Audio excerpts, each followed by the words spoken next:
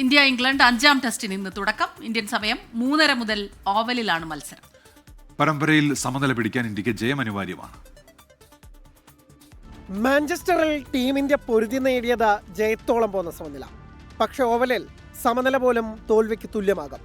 പരമ്പര കൈവിടാതിരിക്കാൻ ജയിക്കുകയല്ലാതെ രക്ഷയില്ല. 4 മത്സരങ്ങൾ അവസാനിച്ചപ്പോൾ പരമ്പരയിൽ 1-2 പിന്നിലാണ് ശുഭ്മാൻ ഗില്ലും സംഘവും. ലീഡ്സിലും ലോർഡ്സിലും തോറ്റപ്പോൾ എഡ്ജ്ബാസ്റ്റണിൽ മാത്രം ആശ്വാസം. മാഞ്ചസ്റ്ററിൽ ബാറ്റർമാരുടെ വൻ ചെറുത്തുനിൽപ്പിൽ സമനില പൊരുതി നേടുകയും ചെയ്തു. ആ ആത്മവിശ്വാസത്തിൽ ഓവലിൽ ജയിച്ചു കയറാമെന്ന പ്രതീക്ഷയിലാണ് ടീം ഇന്ത്യ.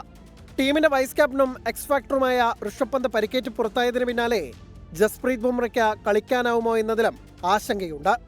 ജോലിഭാരം കണക്കിലെടുത്ത ബുംറയ്ക്ക് വിശ്രമം അനുവദിക്കുമോ അതോ മത്സരത്തിന്റെ പ്രാധാന്യം കണക്കിലെടുത്ത ടീമിൽ തുടരുമോ എന്നതിൽ ടീം ലിസ്റ്റ് വരുന്നതുവരെ സസ്പെൻസ് തുടരും. അൻഷുൽ കാംബോജിന് പകരം ആകാശ് ദീപിന്റെ മടങ്ങിവരവുണ്ടാകുന്നതിനൊപ്പം ബുംറയില്ലെങ്കിൽ അർഷ്ദീപിന്റെ ടെസ്റ്റ് അരങ്ങേറ്റവും കാണാം. ഷാർദുൽ താക്കൂറിനെ ഒഴിവാക്കി കുൽദീപ് യാദവിനെ ടീമിൽ ഉൾപ്പെടുത്തിയേക്കുമെന്നും റിപ്പോർട്ടുകളുണ്ട്.